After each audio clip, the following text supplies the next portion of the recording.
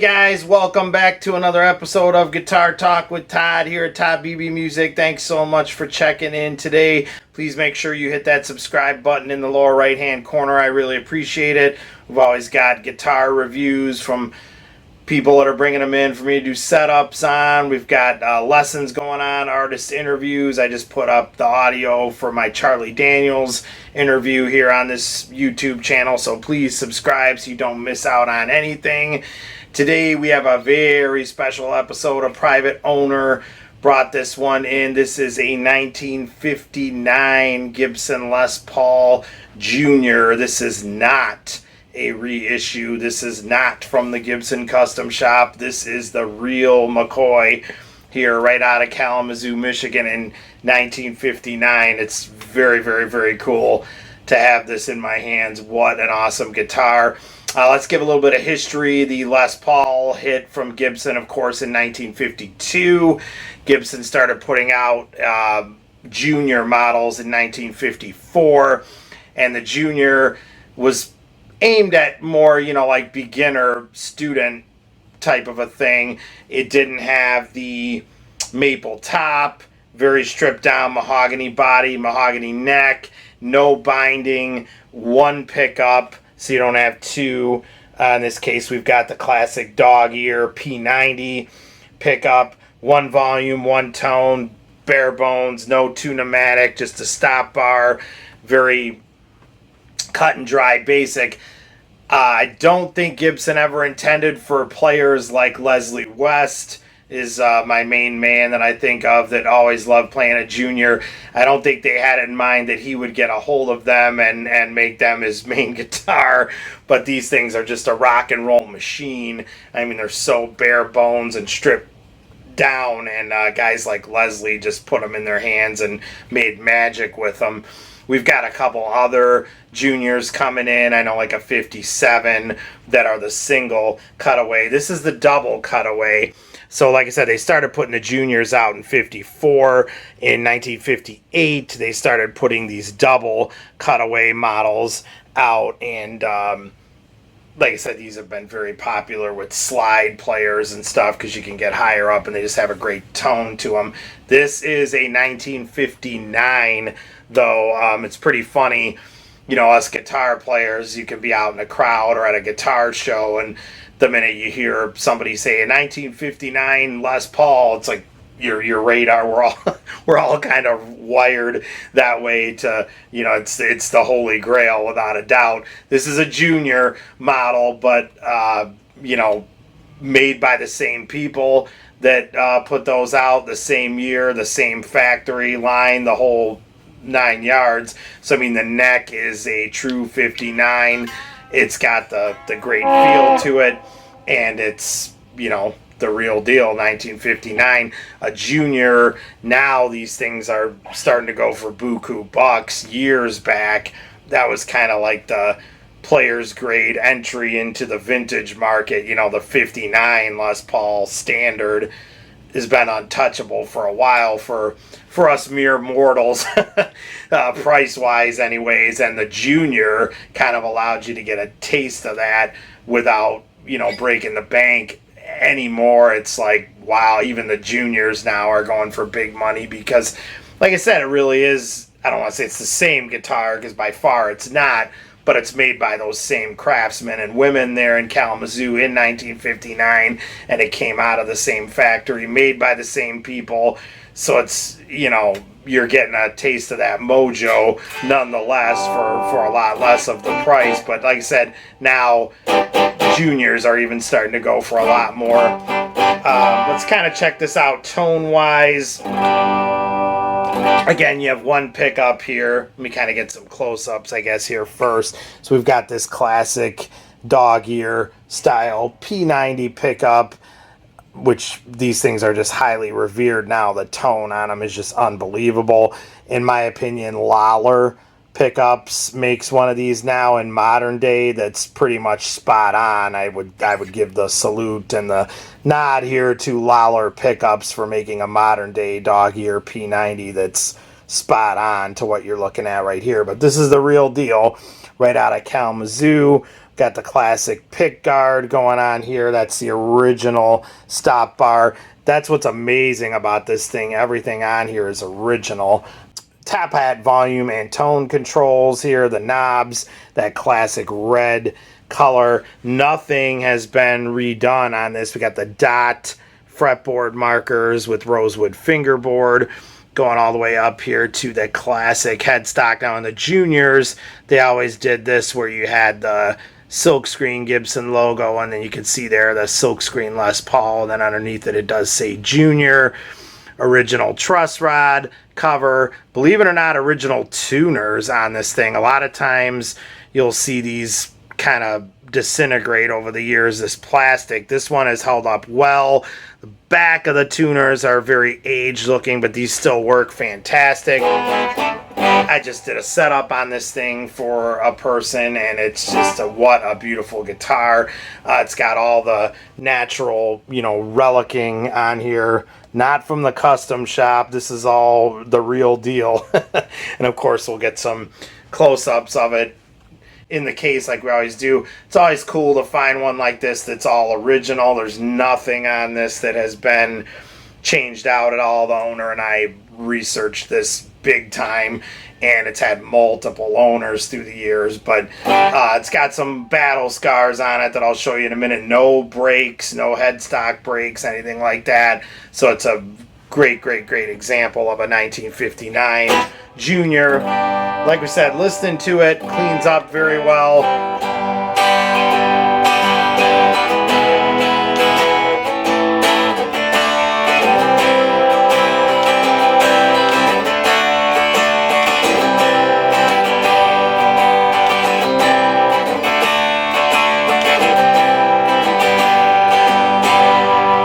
So the funny thing about this P90 with this one volume, one tone control, you can kind of you can sort of here's tone full on. If I crank the tone back,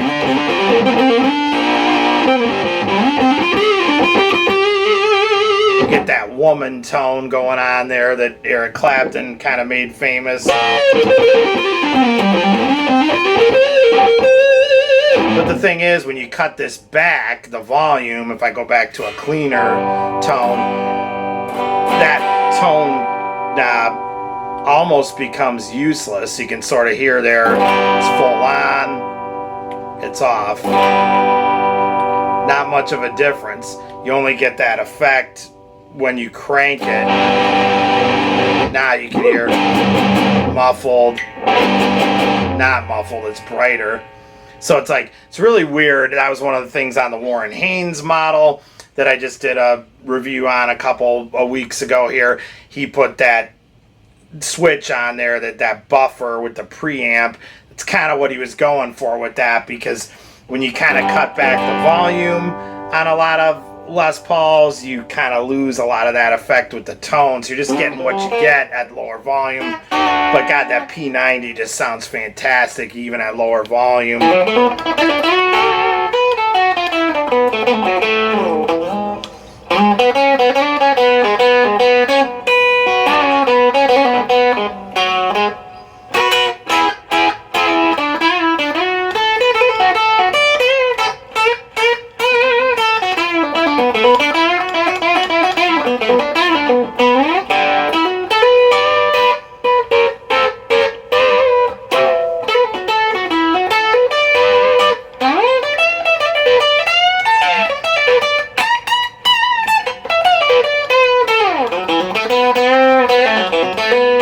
And of course at higher volume.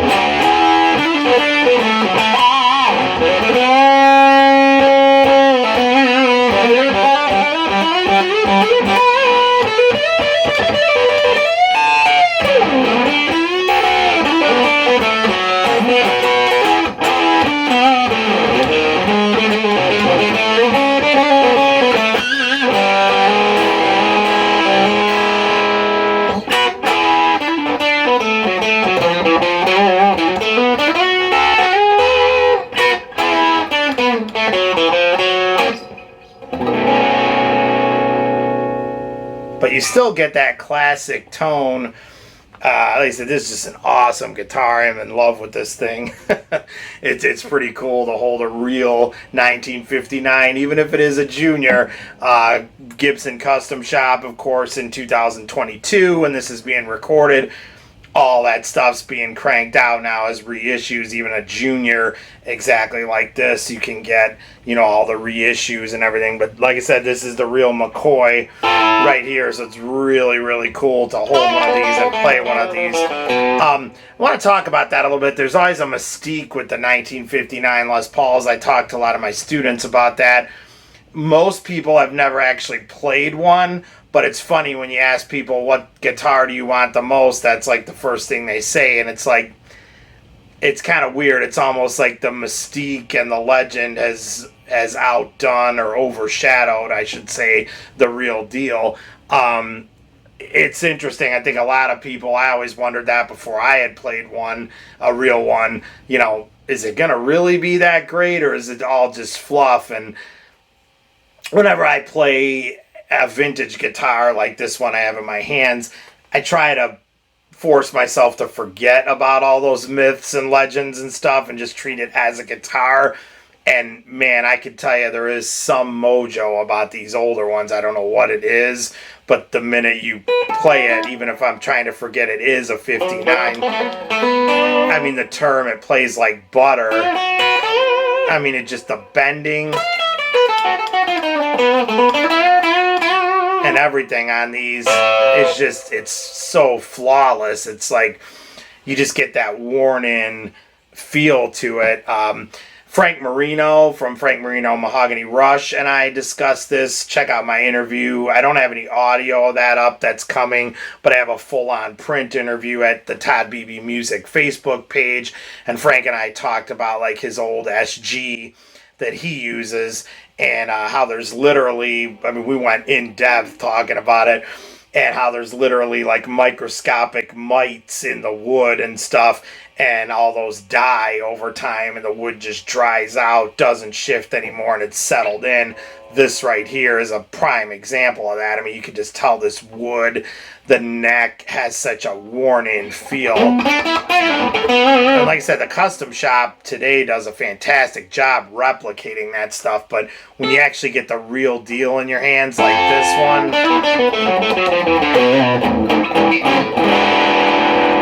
there's just something there that's beautiful about it.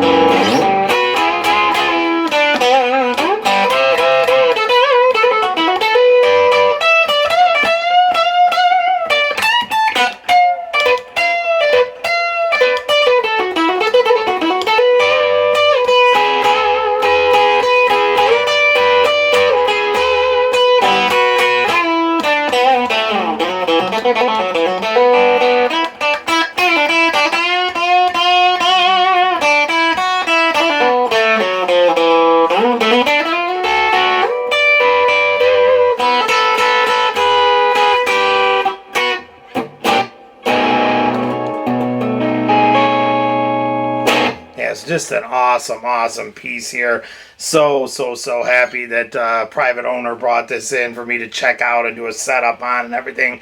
Just a beautiful instrument. Let's get some close-ups of this and really go in depth and check it out in the case like we always do.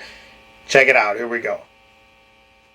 Alright guys, so here is the case for the Gibson Les Paul Jr. 1959 real deal.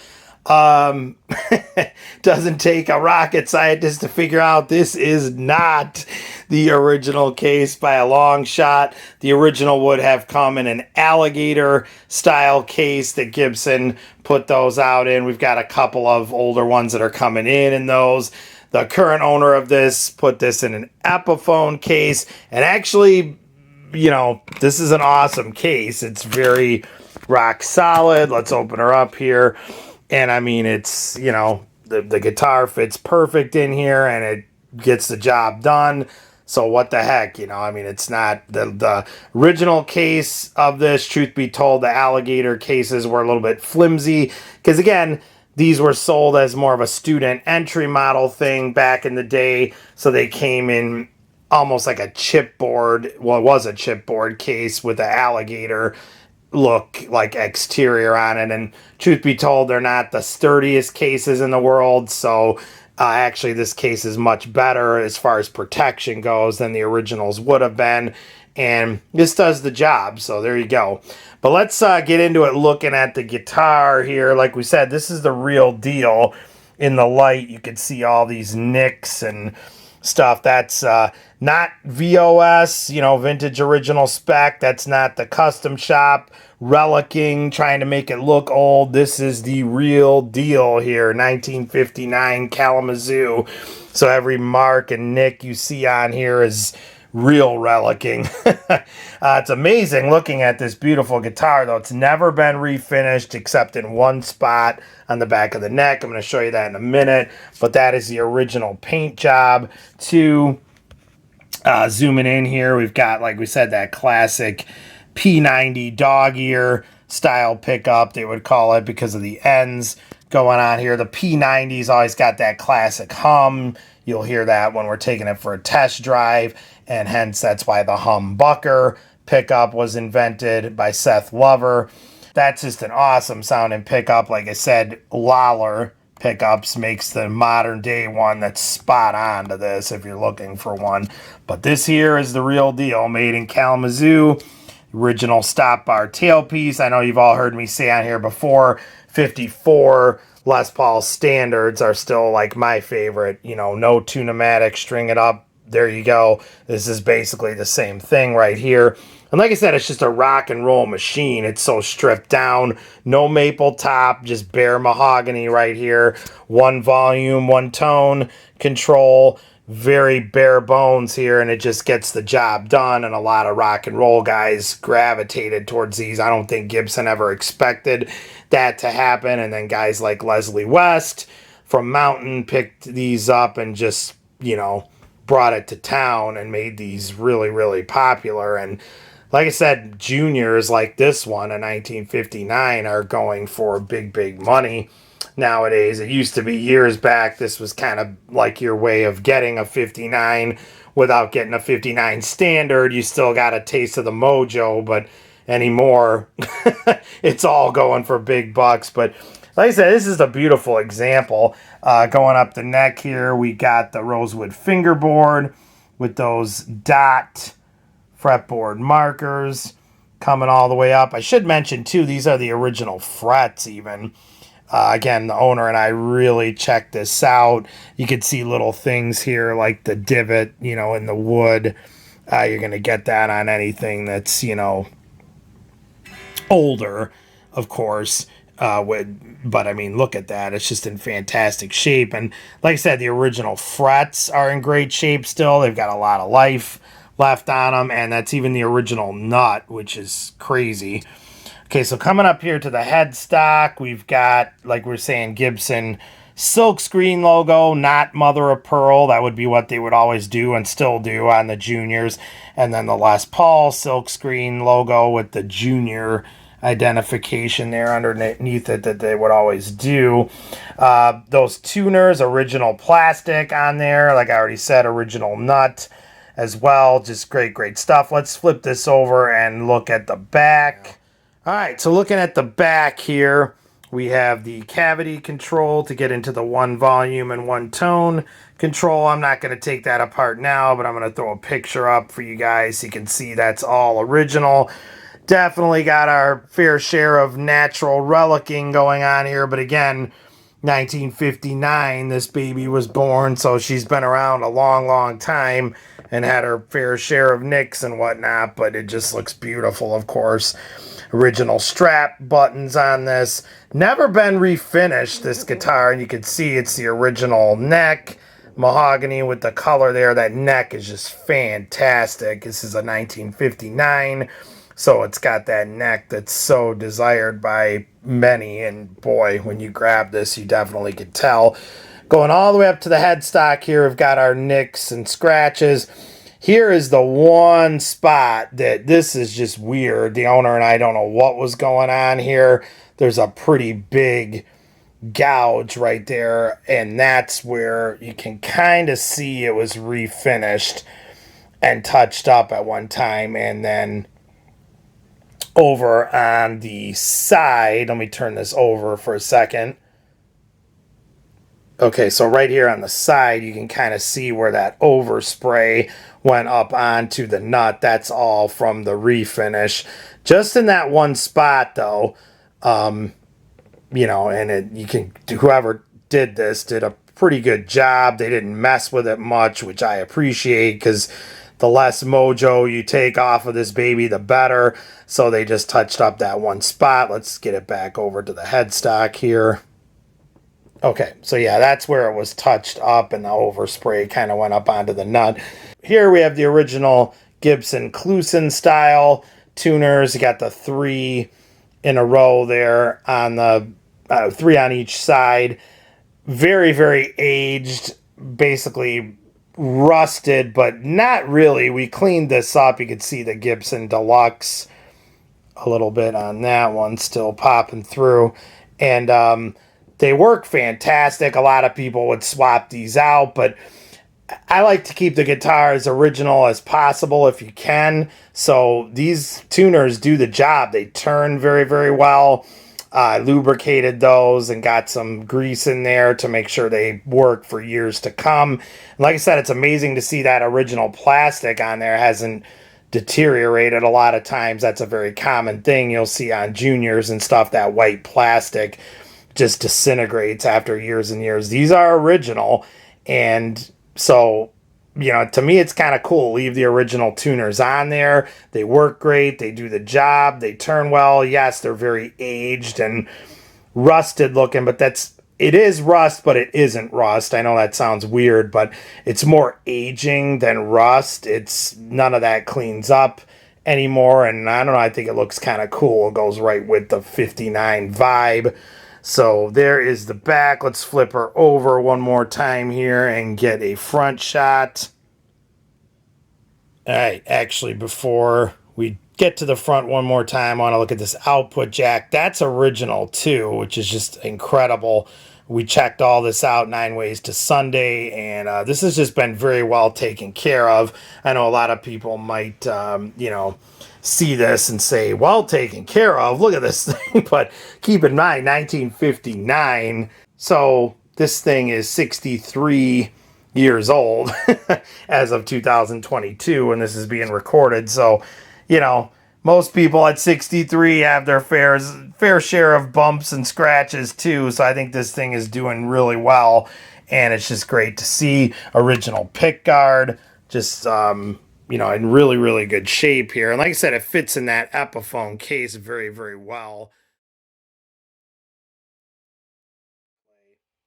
Alright guys, so there is the 1959 Gibson Les Paul Jr. here in cherry red. What a beautiful piece. Let's take her for a test drive like we always do. I'm going to do the classic Mississippi Queen from Mountain. Leslie West, of course, probably the most famous rock player on a Les Paul Jr. that there ever was. I love Leslie, and sure do miss him. And he did some awesome stuff, so I'm going to play that. Do some classic blues stuff, get some tones out of here, and then some slide like I always do. So let's take her for a test drive. Here we go. Check her out.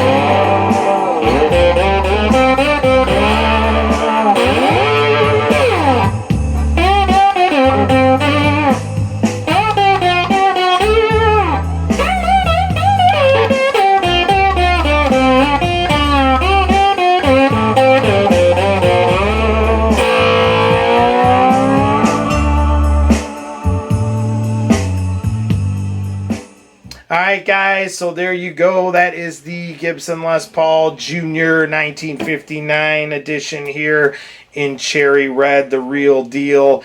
Just so cool to have this and to be able to play it and check it out. Very cool stuff. Like I said, nod to Gibson for the modern day stuff they're putting out of the custom shop, which is just awesome. And again, I want to mention Lollar pickups, in my opinion, spot on to these old dog ear style pickups that came out of Kalamazoo in the 50s. If you want one that sounds exactly like this, get a Lollar P90. He's just nailing it with whatever he's doing, so I salute Lollar as well and everything they're doing over there. But thanks again, you guys, for checking in today.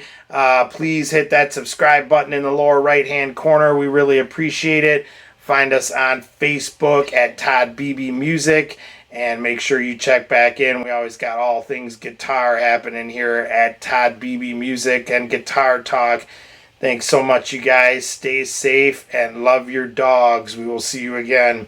Take care.